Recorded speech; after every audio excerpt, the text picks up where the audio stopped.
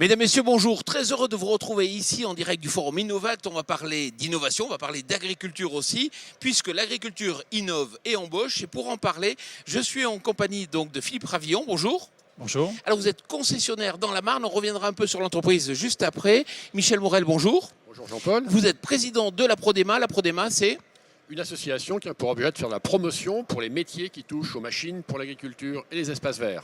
Alors, Philippe Ravillon, vous êtes concessionnaire. Aujourd'hui, une concession, c'est 3 chiffres clés peut-être pour la caractériser. Alors, une concession, c'est une concession de matériel agricole. Donc, nous commercialisons et nous assurons la maintenance et la réparation de matériel agricole, viticole, parc et jardin.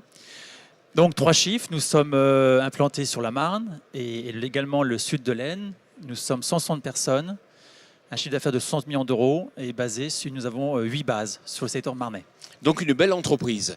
Alors, si on parle innovation, c'est vrai que moi je vois souvent dans les journaux, le GPS en agriculture, ça se développe. Pourquoi ? Alors, GPS est véritablement une révolution dans le monde agricole. Ça permet d'amener de la précision lorsqu'on travaille, d'être droit dans les champs, de ne plus effectivement faire des courbes, de ne plus croiser. Bon, effectivement, là, on a un gain de produit puisqu'on ne croise plus, on économise du carburant. Et puis, ces choses-là nous ont permis effectivement d'avoir du GPS. Alors, il y a plusieurs types de GPS et ça, je pense qu'on pourra en reparler tout de suite. Oui, tout à donc, fait. le Allez-y. GPS, le signal gratuit. Ça, c'était donc comme la voiture de Monsieur tout le monde. Et puis, nous avons le système RTK. Le RTK, donc c'est un système qui permet d'apporter une correction à ce signal et d'apporter d'une façon centimétrique. Donc, quand moi je prends ma voiture, j'ai une précision peut-être d'un mètre, c'est ça ? 20 cm. 20 cm. Mais c'est pas très grave parce que quand je suis dans la voiture, il faut que je sache juste de quel côté de la voie je suis. Voilà. En revanche, un agriculteur, lui, il travaille à 2 cm près. Pourquoi ? Alors pourquoi ? Justement pour pouvoir éviter ces recroisements. Et ceci, donc c'est grâce à ce signal, à ces balises. Donc nous avons 25 balises sur notre secteur. Nous avons aujourd'hui près de 300 tracteurs qui sont prééquipés. Donc c'est un système qui est embarqué sur le tracteur et donc qui permet d'auto-guider. Le tracteur se guide automatiquement sans dévier et de rester vraiment à la précision du centimètre. Là, on ne recroise plus. C'est important. On économise des produits, donc du carburant, moins de passage. On peut travailler la nuit. Donc c'est bien pour le porte-monnaie, c'est bien pour l'environnement. Enfin, ça oui, a de parce multiples avantages. oui, pour l'environnement aussi, puisque lorsque l'on sème par exemple des colzas, des betteraves, et lorsqu'on veut venir désherber, enlever les mauvaises herbes, auparavant nous le faisions donc d'une point de vue chimiquement. Maintenant, avec une désherbeuse mécanique, nous pouvons le faire, non pas à 4-5 km/h comme on pouvait le faire il y a 30 ans, mais maintenant à des vitesses 15 km/h, puisque là, le tracteur va reprendre sa position automatiquement, là où il sait qu'à tel endroit, eh bien, il a semé, donc il va venir décaler un tout petit peu, et pouvoir donc venir travailler dans son rang. Alors, vous avez aussi une autre innovation, j'ai vu dans l'agriculture, des tracteurs aujourd'hui qui fonctionnent à l'énergie électrique. Alors oui, c'est aussi une très grande innovation dans le monde viticole. Ce sont effectivement des enjambeurs électriques.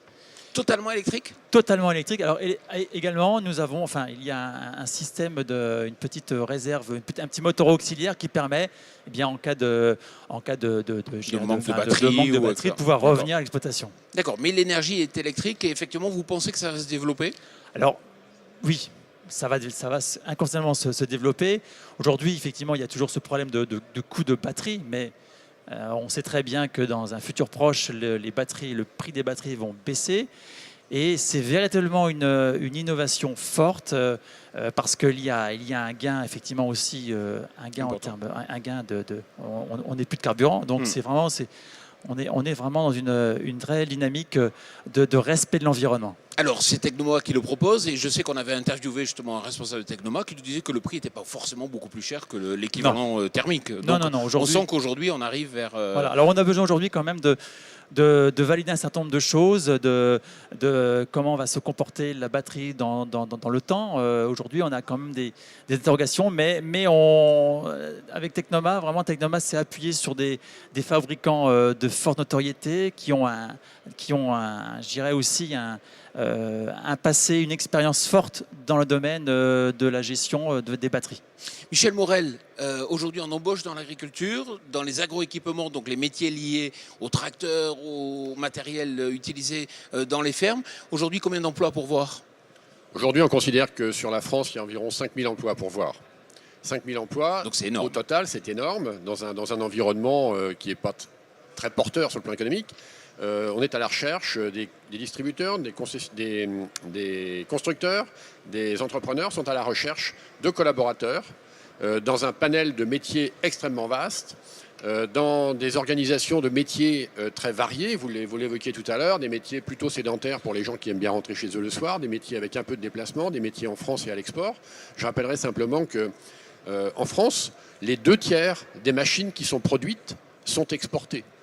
C'est dire la compétence des entreprises. Très compétitif et absolument très exportateur. Compétitif sur le plan de la fonction des machines, reconnue en France et ailleurs, surtout ailleurs aussi. Et puis d'autre part, reconnue pour leur technicité.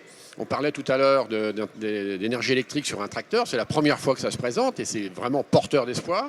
On parlait de GPS, on parle d'un certain nombre de solutions techniques qui sont adoptées dans ces machines. Je rappellerai par ailleurs que la France compte parmi ses entrepreneurs de construction de machines des leaders mondiaux en machines à vendanger par exemple. La France a des vignes, c'est vrai, mais les constructeurs qui fabriquent des machines de récolte du raisin sont les leaders mondiaux dans ce domaine-là.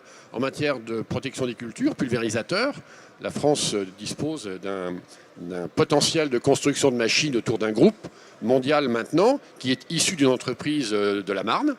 Donc c'est important de voir la place que des entreprises ont pu prendre, la compétence reconnue dont elles disposent, qui leur permet de rayonner, et donc d'avoir besoin de collaborateurs compétents. Alors, j'ai bien compris, c'est des métiers où on peut rester dans sa région, on peut aller à l'étranger si on devient responsable export. J'ai bien compris que c'est des métiers où on n'est pas forcément les mains dans le cambouis. On peut être commercial, on peut être comptable, enfin, comme dans toute industrie. Il y a des postes à pourvoir. Concrètement, comment fait-on si j'écoute l'émission et j'ai envie de vous rejoindre? Écoutez, vous écoutez l'émission, vous vous intéressez à ces métiers-là. Vous pouvez prendre contact directement sur les offres d'emploi qui sont sur le site de la Prodema, prodema.org. Oui. Les offres d'emploi sont répertoriées, une bonne partie des offres d'emploi sont répertoriées. Et par ailleurs, la Prodema est à même d'orienter sur des parcours pour des reconversions, des spécialisations, puisque les filières de formation existent.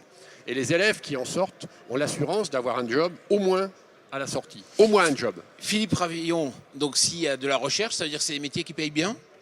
Parlez-nous argent. Oui, c'est des métiers qui payent bien puisque il y a une carence dans ces postes et donc nous payons, la profession paye relativement bien ses employés. Vous pouvez donner un ordre d'idée?